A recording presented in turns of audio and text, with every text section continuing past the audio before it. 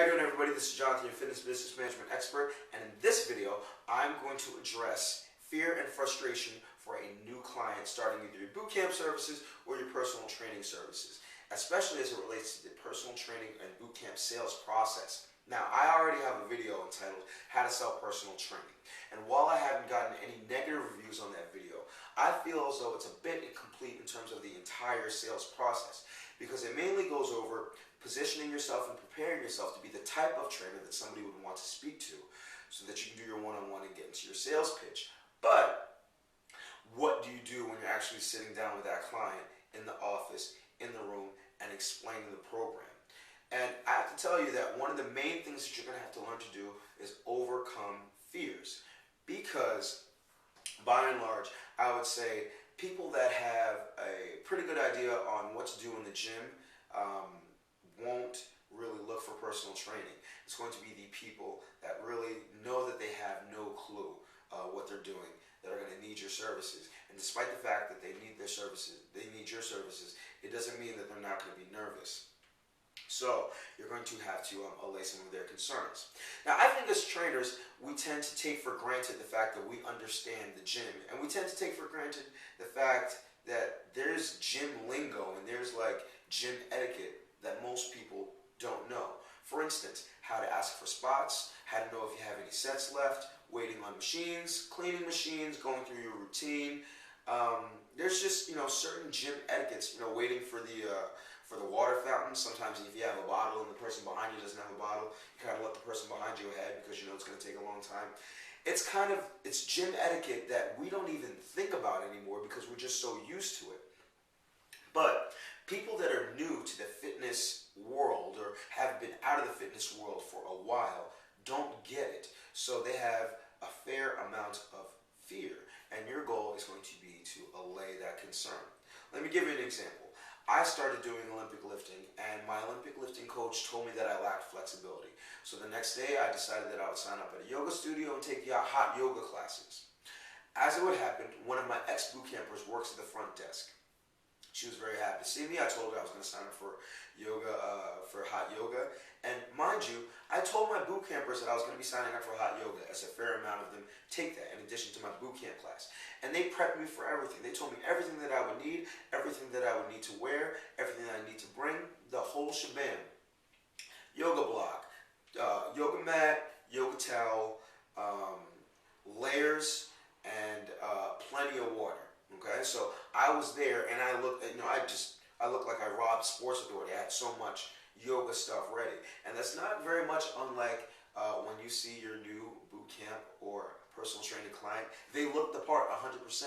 They've got the clothes, they've got the new shoes, they've got stuff they don't need. They got the extra towel, the headband, the wrist weights that somebody from Sports Authority told them to buy, the heart rate monitor, and you're just like, man, it's just a training session. We're going to be okay. But that's because their friends prepped them the same way that my boot campers prepped me for this yoga class. And when I got there, guess what? I was still extremely nervous. I was like a 3-year-old starting preschool for the first time. And, I was going up to to my boot camper at the front desk, and I was like, do I have everything? Am I okay? Is that the room? Do I really have to go in there now? And she's like, yeah, go ahead. You're going to be fine. Get out of my face. She was kind of like the parent that has to push their kid along into the new experience.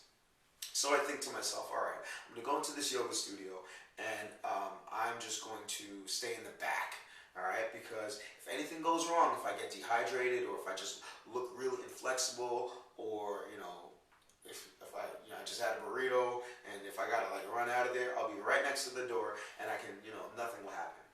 As it would happen, because I was talking with my boot camper so long, the only spot that was available was 2 rows from the front, directly in the middle of the class. So that's the only spot that I could take, and I had to be there, and I was scared out of my mind. Now, let me tell you that I got through the class just fine.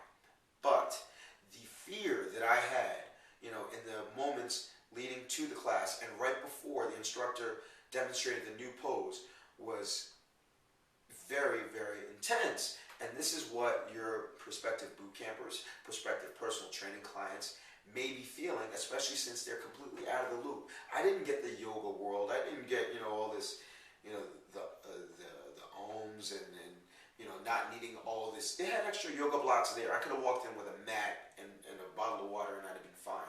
I think I even had like a special yoga shirt or something like that. But I didn't need everything, but I was so nervous, despite being prepped and being told I was going to be okay, that I over prepared and I freaked myself out. And this is something that you're going to have to help your clients overcome in the sales process. If you're going to want them to put money down, and if you want them to train with you and feel comfortable with you. Now, how are you going to do that? When I do my one-on-ones, there are a couple of questions that I will always ask before I ever get into the health history and the numbers and the measurements and all that stuff. That stuff is kind of standard. You want to allay concern first, because in the back of their mind, if you're just talking about how great your program is and how much weight they're going to lose, how much fun they're going to have, they're also thinking a couple of things. And we're going to go over that in a little bit. So the first question that I ask after I ask them if they've ever been, if they found the facility okay, is this your first time taking a boot camp for personal trainers? You'd say, is this your first time doing personal training? They will either answer yes or no. Okay. If it is their first time personal training, then you can move on to question number 2. Jump link to question number 2. If it is not their first time doing a boot camp or personal training services, then you can ask them, so where did you do it before? What was it like? That's great information, because they will automatically give you things that you know that you're supposed to stay away from. For instance, I was at a birthday party and it came up that I was a boot camp trainer, and then somebody said that they wanted to try my services. They had done a boot camp that wasn't too far from me, and I said, well, why didn't you continue with them? And she said, well, she was a kind of a big girl, and the trainer said to her, we're going to do this exercise, but since you probably can't do it, you can just do this instead. So he gave her a modification and kind of assumed based on her size that she couldn't do a certain exercise. And as it turns out, she was very flexible, and she felt that she was very insulted by that trainer. So as soon as I heard that, it automatically came to my head. All right, well, I'm not going to presuppose that she's incapable of doing something based on her size, and that made it a lot easier for her on her first day. So the first question you're going to ask is, have you ever done this before? What was your experience like? It's going to open up some floodgates, and you'll be able to eliminate some things from what you're going to do with them that may insult them, discourage them, or frustrate them. So question number 2, after you asked, if you've ever done this before, are you nervous? If they say no, move on to question number 3. If they say yes, I am nervous, ask them why. And then they're going to give you a series of questions, depending on whether you're a boot camp owner or a personal trainer. And I'll put jump links into the 3 questions for if you're a trainer or if you're a boot camp owner. And then you can address those 3 questions. I'll go into that into serious detail. The third question you'll ask, if they say, no, I'm not nervous, is, has it been an extended period of time since you've exercised consistently? And they'll answer yes or no. Now, if they have been exercising consistently, fine. But if they have not been exercising consistently, more information. How long has it been? Why'd you stop? It may be motivation. It may be a bad situation they had with a trainer. It may be something going on in their lives. This is all stuff to fill in the blanks that you can talk about while you're training them, or you're taking them through their comp session or doing their measurements, that will put them more at ease. So this is information that you want to gather even before you get into like the surface stuff. This is the deep stuff that's going to let them say, okay, I feel comfortable with this person or with this program, or I don't feel comfortable with this person or program. All they care about is making the sale and getting my money. So let's talk about fear. Now, the number 1 fear in America, at least, is death. What's the number 2 fear? Most of you know it's public speaking. Now, the number 1 fear in dreaming is falling, falling from a cliff, falling from a bridge, falling from whatever. The number 2 nightmare is public nudity. I ended up on a stage in front of everybody naked, or I end up in front of my class naked, or I was in front of my family naked. I think it's very interesting that the number 2 fear is both conscious and unconscious. It has to do with being in front of people. So it lets you know that people are very much aware of their surroundings. And you may think, well, I'm a one-on-one trainer, so this client doesn't have to worry about, being in a public place like a boot camp. But for this one-on-one client, if you're in a gym, or even if you're in a studio, they think, well, first of all, you're watching them. And I'll talk about how nerve-wracking that can be for them a little bit later. I'll put a jump link somewhere. You're watching them. They think everybody else that's working out is watching them. They think the person at the front desk is watching them. They think the car that's passing by is looking through the window, through their windshield, watching them and making fun of them. They think the whole world's eyes are on them. And so you have to understand that, and part of your goal as a trainer, and I'm going to go over that in the training section, is going to be to allay a lot of their concern about being in the public eye, because it's really not the case. Nobody's really watching them. Nobody really cares unless I have people in my boot camp, when we're doing laps, somebody will take a trip and, somebody that's been there for a while will laugh and get up. But if it happens to somebody on their first day, oh my gosh, it's like their whole world completely fell apart. So, so the goal is to allay the concern and try to eliminate as many situations as possible where the person can mess up or be in a position to feel embarrassed. Now, let's focus first on boot camps and the 3 questions or the 3 fears that people have starting boot camps. And if you want to skip to the personal training section, there's going to be a jump link somewhere. Man, I'm going to have a lot of jump links for this video. But for boot camp situations, person is going to have 3 fears. All right. Fear number 1: are you going to be yelling at me? And that's just because of the general perception of what boot camp is supposed to be. They see a military sergeant, they see Jillian Michaels, they think boot camp equals yelling and embarrassment and singling me out.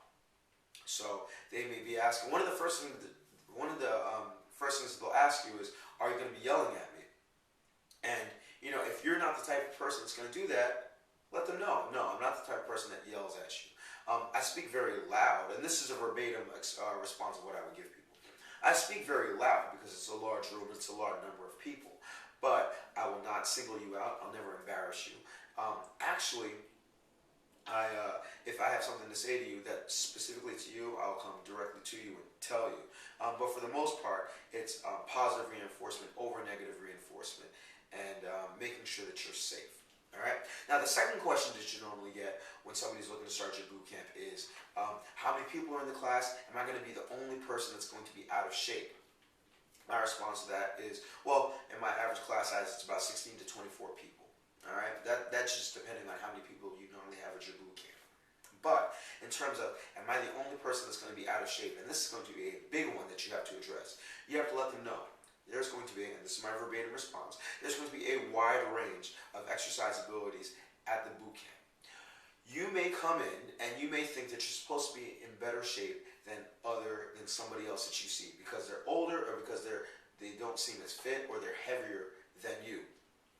But you have to understand that especially since you haven't been exercising in X amount of time, and that goes back to the question that you asked before they went into their fears. Since you haven't worked out in this amount of time, you have to ease your way back into the weight training and cardio realm because you're just not conditioned for it.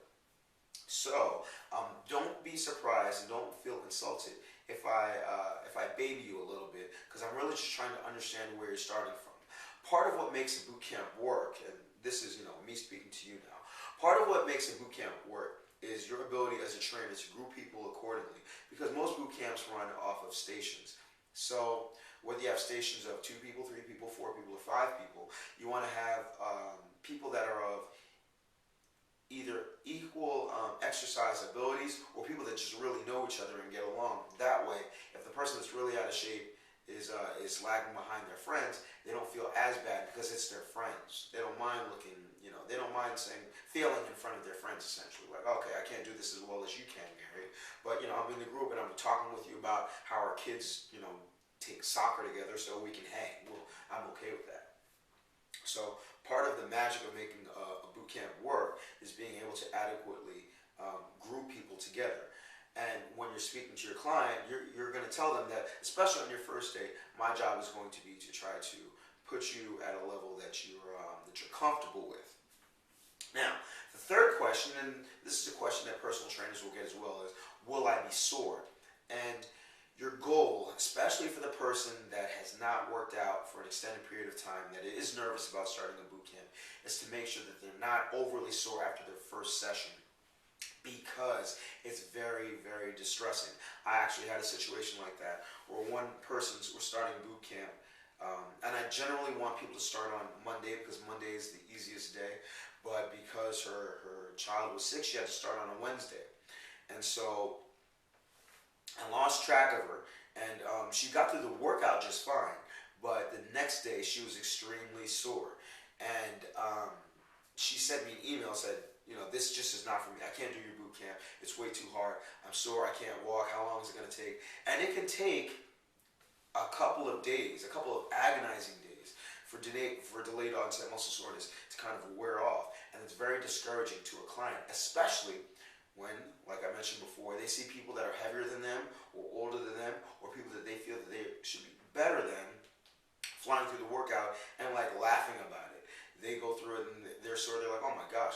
You think they're going to say, man, this must really work. In their head, they may be thinking, this isn't for me. No, this was a mistake. I'll just go back to what I was doing before. Whatever. I don't care. I don't need to lose the weight. So your goal is to make sure that they don't get too sore. So your response to their question, am I going to be sore?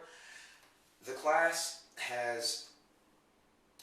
be modified. The class can be scaled in a lot of ways. And my goal for you is that you're not sore. So please don't be insulted if I have you do a little bit less than everybody else in the class. Because I would much rather you walk out of the first class thinking, oh, that wasn't so bad, as opposed to, oh, my trainer's trying to kill me. My trainer has a complex. You wake up the next morning, you can't go through the day, you can't take your kids to school, you can't drive. It's very frustrating, and you have to understand that it's a huge wrench in the rest of their everyday life. So what I tell them in terms of soreness, I'm not going to try to wear you out in the first class. If I'm going to be a stickler for anything, it's going to be when I ask you what you had the day before, what you consumed.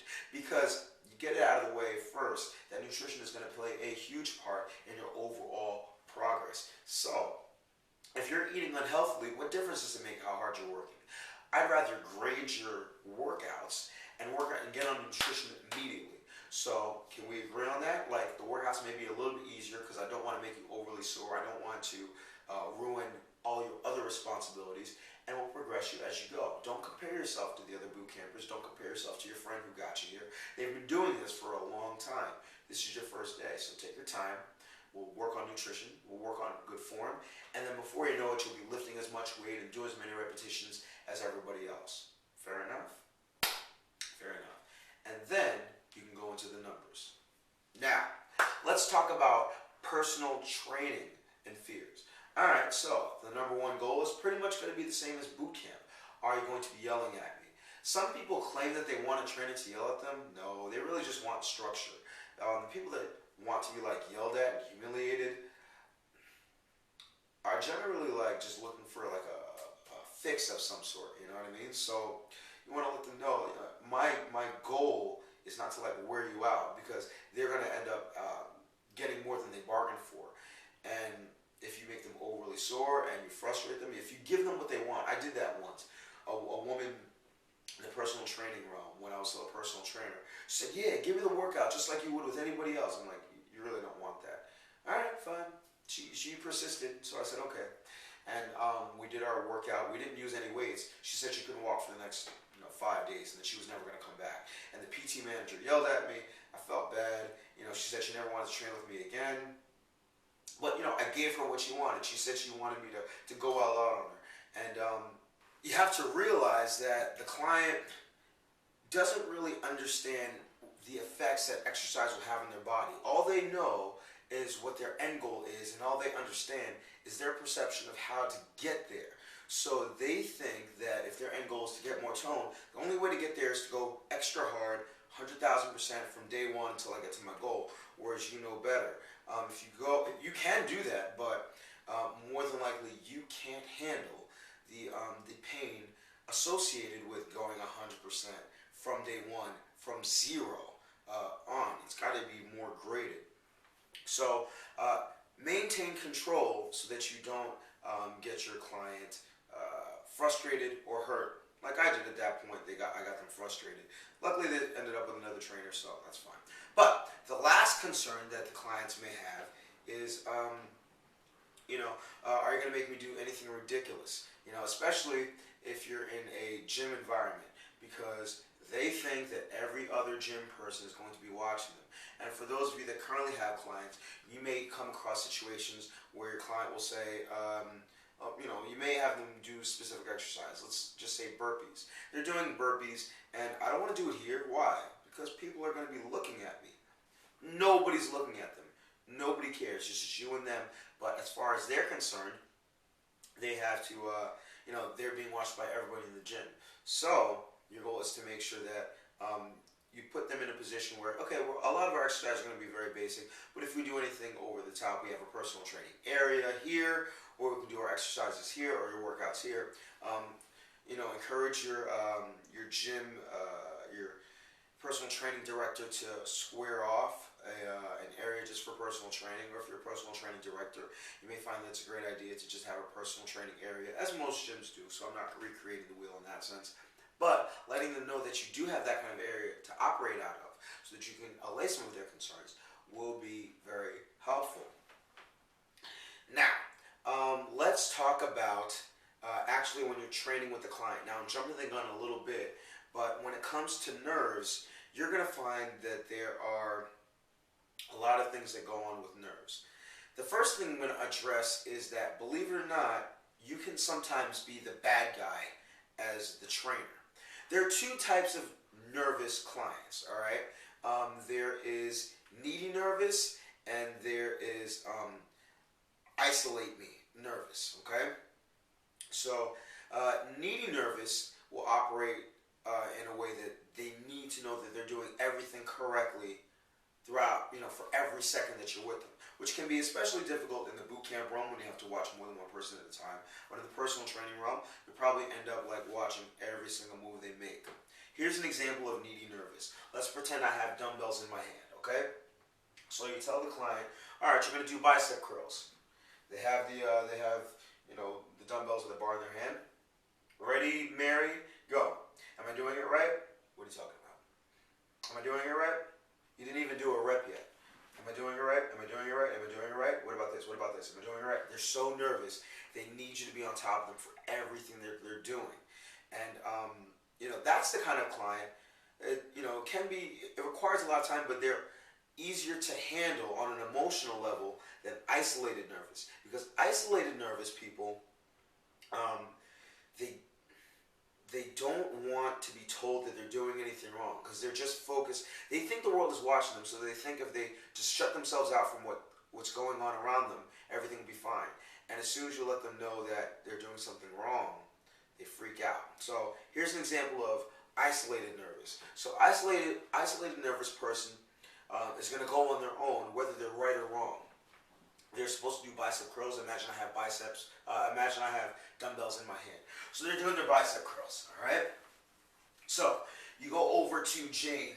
Hey, Jane, you may want to keep the elbows a little bit tighter to the rib cage. And then Jane, instead of adjusting, Jane will be, you give your suggestion, she pulls one of these, and you probably know what I'm talking about if you've seen it. Isolated nervous people don't like to be corrected. They want to be corrected, but they don't. Because in their head, it's taking everything emotionally just for them to be in their space and exercise out, in public. And you, as a trainer, are considered the public. You're one of the eyes that are watching them. They're going to be nervous, regardless of your good intention. It's taking everything for them just to be there, that any type of notion that they can be doing something wrong will be extremely frustrating for them. So, how do you deal with needy nervous and how do you deal with isolated nervous? Needy nervous, you just say, all right, do it the way that you know how to do it as long as there's no pain. And after 5 reps, I will start to adjust you. That way you're not getting the, am I doing it right? Am I doing it right? Am I doing it right? You're not isolated nervous, you have to practice a detached attention that you give them, where it's almost like you have to allow them to do what they're doing, provided it's not going to cause any kind of injury. And then after they're done, when because while they're in it, they're in a different world. Like, they can't be bothered. It's like trying to wake up a sleepwalker. I hope I'm making sense with this, but they can't be bothered. After they're done, they're kind of relaxed. Okay, I did it, and I didn't do it so wrong. That's the type of person where after they're done, you'll say, okay, Jane, next time, try to keep your elbows a little bit tighter to your rib cage. So the next time they do it, now the first time, you know what they were saying inside their head? They were saying, bicep curl, curl the elbows, curl the elbows. So when you said, all right, next time, keep your elbows tighter to your rib cage, isolated nervous is going to be saying, elbows tight to the surgery, elbows tight to the shoulders, bicep curls, elbows tight to the shoulders, bicep curls, elbows tight to the shoulders. This is all going on inside their head.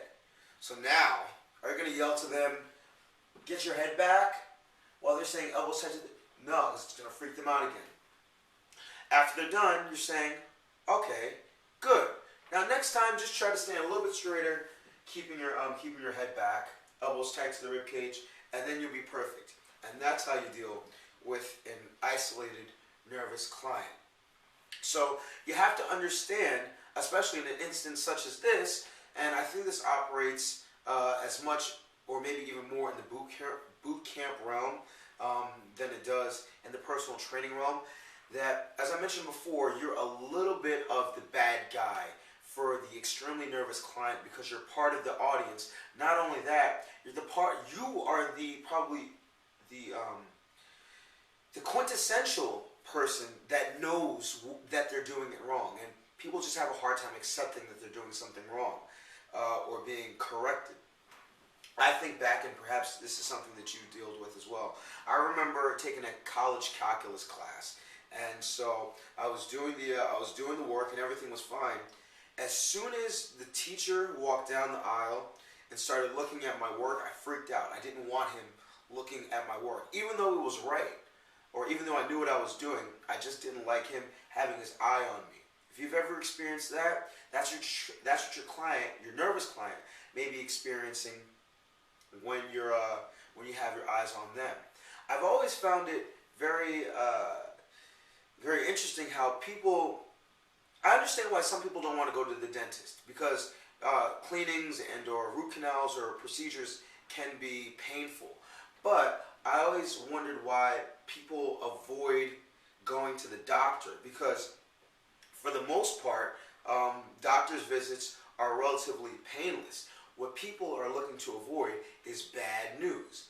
People don't like to get bad news. So when you're correcting your clients and when you're talking to your clients and when you're doing your one-on-one, as you're assessing their lifestyle habits, you want to be easier with your perception of their lifestyle, because what they consider healthy eating, how do you eat? Well, I eat okay. Even though you know they're eating like trash, you can't just kind of hit them with it. They're not ready for that.